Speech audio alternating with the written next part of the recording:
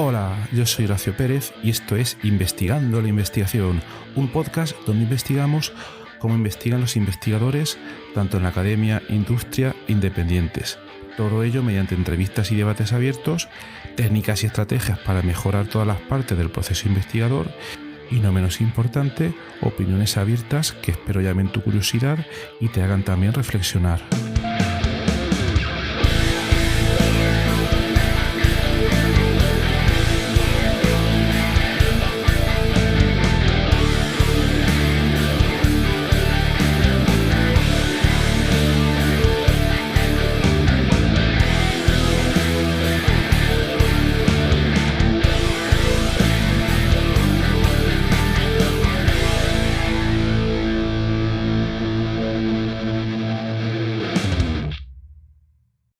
Hola, hoy es lunes 20 de junio de 2022.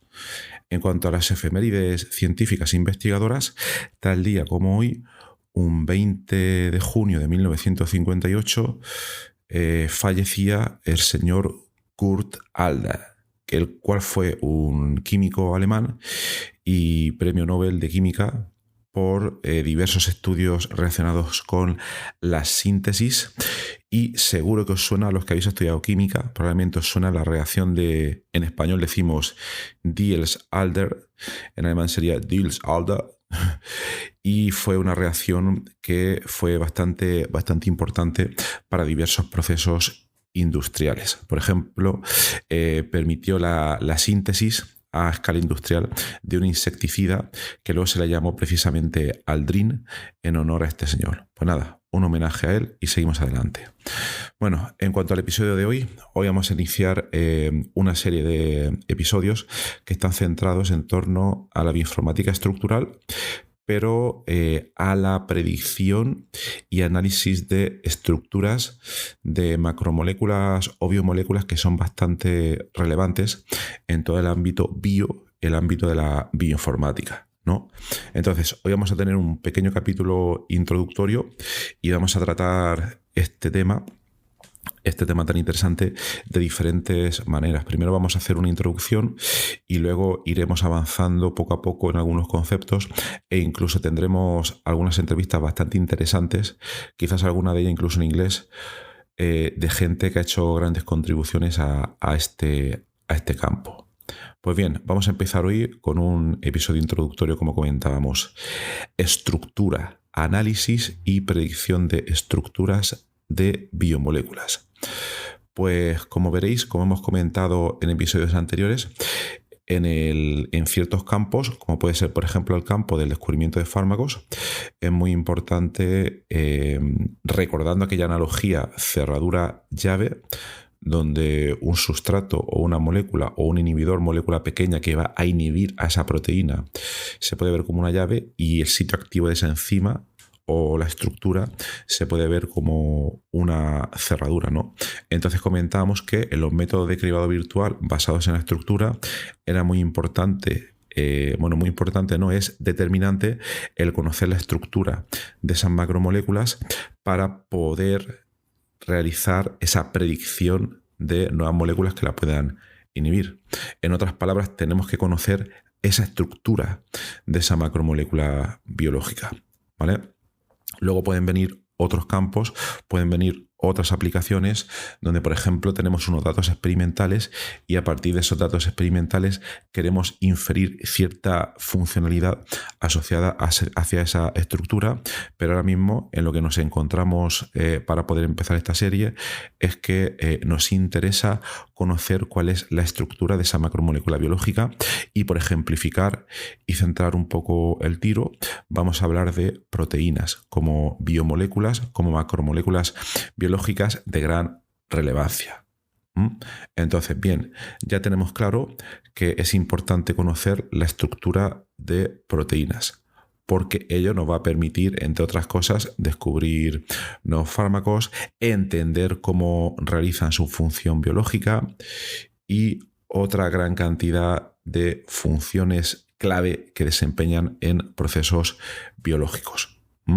Entonces, la primera pregunta sería, ¿cómo podemos conocer la estructura de proteínas? Pues bien, esto es un mundo es el campo inmenso de la biología estructural. Aquí hay muchas cosas de las que se pueden hablar, pero estamos a nivel introductorio, entonces vamos a contar un poco lo siguiente. Normalmente, cuando queremos conocer la estructura de una proteína, tenemos como a día de hoy, porque esto está cambiando muchísimo, a día de hoy lo que tenemos son dos procesos, los cuales se llaman uno cristalización y otro análisis por resonancia magnética nuclear.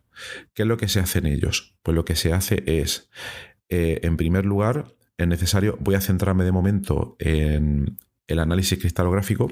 Lo que se hace es, vamos a suponer que en una enfermedad determinada o en un proceso biológico relevante nos interesa conocer la estructura de cierta proteína. Entonces, lo primero que tendríamos que hacer ahí es procurar aislar esa proteína. Este fenómeno de aislamiento a veces es bastante complicado. Por ejemplo, cuando se trata de proteínas de membrana. Ello se debe a que, claro, al estar embebidas en una membrana, que además tiene un efecto importante en su estructura, pues se desnaturalizan en algunos casos, en la mayoría de ellos, y se pierde gran cantidad de información sobre su estructura. Pero bueno, vamos a suponer que estamos hablando de algunas enzimas y podemos aislarlas sin ningún problema, ¿vale? Entonces, una vez las hemos aislado en disolución acuosa, ¿se entiende? El siguiente paso que realizaremos en esta técnica sería un proceso que se conoce como cristalización. En el proceso de cristalización lo que se hace es, por resumir de una manera bastante drástica, es que se prueban diferentes condiciones en el laboratorio para crear un cristal que contiene a la proteína. ¿Qué es un cristal? Pues un cristal os podéis imaginar como una estructura periódica de gran simetría, donde cada una de las células, siempre me lío con esta palabra, cada una de esas células individuales contiene una copia cristalizada, os podéis imaginar congelada, de la estructura de la proteína. Entonces tenemos ahí un cristal infinito. Es como si tuviéramos un piso, un edificio que contiene infinitas plantas, y en cada una de esas plantas contiene infinitas habitaciones, pero ese piso tiene una estructura totalmente regular, cuadrada si la queréis ver así, y en cada una de esas habitaciones vive una copia de la proteína, y todas esas copias además están orientadas de la misma manera. Por tanto, para poder medir la estructura de esa proteína, si le quisiéramos echar un vistazo, podemos coger cualquiera de ellas para estudiarla. Entonces, una vez se tiene este cristal, y es muy difícil, o mejor dicho, no es muy fácil obtener la información de este tipo de estructuras, lo que se hace es que una vez la proteína está, digamos, congelada, entre comillas, se le hace una foto. Este proceso de foto puede ser un proceso a veces bastante complicado, y normalmente tenemos varios tipos de fotos. Tenemos, por ejemplo, la cristalografía de rayos X, donde lo que se hace es incidir un haz de rayos X de alta energía para que, al interaccionar con el cristal, se produzca un fenómeno que se llama difracción, y entonces nosotros detrás, en una especie de carrete fotográfico, los que seáis más mayores y os acordéis de los carretes fotográficos de las cámaras de hacer fotos cuando no eran digitales, ahí se recibe una especie de imagen, ¿no? Bueno, no sé una imagen exactamente, un patrón de difracción, más exactamente, y ese patrón de difracción luego se analiza con un software determinado, etcétera, y entonces lo que se obtiene a partir de ahí es la densidad electrónica de los diferentes átomos que forman la proteína. Luego, a partir aquí me tendría que andar un poco de cuidado, sería mejor dicho la densidad electrónica, ¿vale? Es porque esos electrones son los que están, digamos, interaccionando con ese haz de rayos X que está, digamos, chocando con todas las copias de proteína que están en el cristal, ¿vale?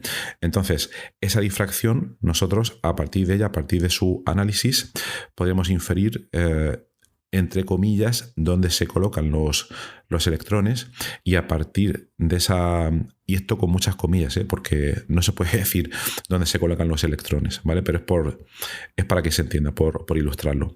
Y luego, a partir de ahí, y mediante determinados tipos de software ya haríamos una propuesta de dónde se encuentran en el espacio cada uno de los átomos que forman la proteína, cómo están enlazados entre sí, etcétera, etcétera.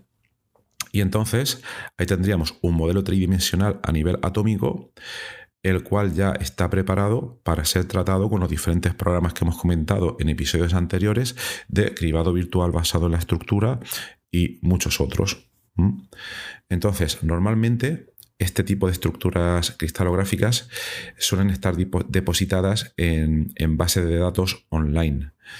Entre todas las más famosas tenemos una que se llama PDB, Protein Data Bank. Es una base de datos que se creó, si no me equivoco, a principios de los 70, y por aquel entonces creo que es bastante curioso porque, por lo que he leído, los laboratorios que resolvían estructuras de proteínas las enviaban incluso en disquete, que por aquellas épocas era algo bastante moderno, o incluso en papel. Pintaban ahí de alguna manera, escribían las coordenadas, o no sé si era incluso el propio papel de la impresora, y ahí estaban recopiladas en un gran tomo, ¿no?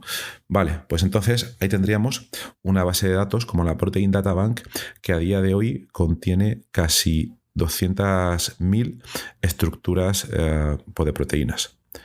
En realidad, en el mundo, cada día se resuelven una cantidad mayor de estructuras cristalográficas de proteínas, pero estas no se encuentran en dominio público. Estas normalmente las tiene ¿quién? He dejado el silencio ahí para que lo penséis un poco. Vale, pues esto os lo dejo como pregunta. ¿Vale? Os lo dejo como pregunta y a ver quién lo resuelve, y lo comentamos en el próximo episodio. A ver dónde están todas esas estructuras de proteínas que se resuelven diariamente en el mundo y que no están en la PDB. También lo podéis comentar en nuestra comunidad de Discord, ¿vale? Entonces tendríamos la PDB a nivel público, y entonces a partir de ahí nosotros podemos descargar en nuestro ordenador de manera bastante fácil esas estructuras y utilizar software de visualización molecular para interpretarlas, tener idea de cómo podríamos estudiarlas, qué función pueden tener esas proteínas y una gran cantidad de información. No me quiero poner hoy en detalle porque quiero que sea un episodio bastante introductorio, pero ahí tendríais gran cantidad de información que se puede procesar para analizar todas esas estructuras. También quiero decir, estoy anticipando cosas, pero hay otra base de datos online sobre estructura de proteínas, pero en este caso esas estructuras vienen de predicciones realizadas con el software de Google de DeepMind llamado AlphaFold. Os dejo ahí un poco el spoiler porque eso lo trataremos en otro episodio, ¿vale? Pero bueno, quiero terminar hoy aquí para que no se haga muy largo. Entonces, lo que hemos comentado es que es muy importante tener información de las estructuras de todas las macromoléculas biológicas, y en ciertos casos como en el de proteínas podemos acceder a ellas, no a todas, sino a una pequeña parte, por desgracia no están todas, de proteínas humanas en esa base de datos como es la PDB. Y bueno, pues nada, lo dejamos aquí. En próximos episodios seguiremos comentando más sobre todos estos temas, y también hablaremos de cómo se pueden predecir las estructuras, modelos atómicos, modelos de grano grueso, el resurgir de la inteligencia artificial, quizás la computación cuántica y muchísimos otros temas relacionados. Entonces nada, espero que os haya sido interesante y continuamos en el próximo episodio. Hasta luego.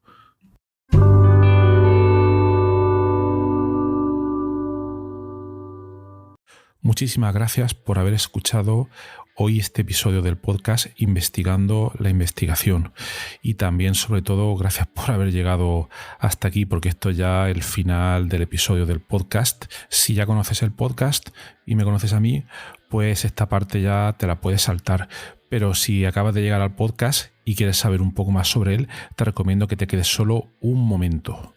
En primer lugar, te voy a comentar quién soy y a qué me dedico. Mi nombre es Horacio Emilio Pérez Sánchez, a veces lo abrevio como Horacio Pérez, y soy de formación químico computacional.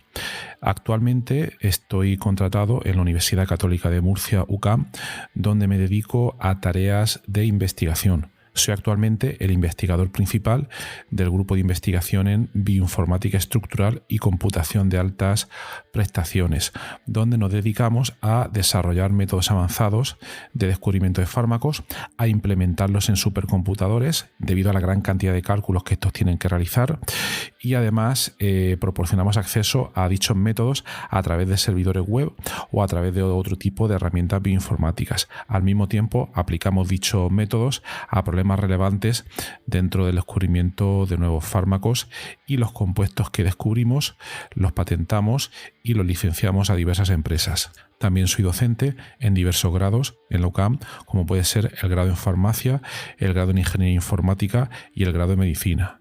También trabajo por cuenta propia como autónomo, y ahí tengo 3 líneas principales de actuación. Una de ellas consiste en la asistencia o mentoría en temas de investigación académica e industrial, donde te ayudo a responder a las siguientes preguntas. 1.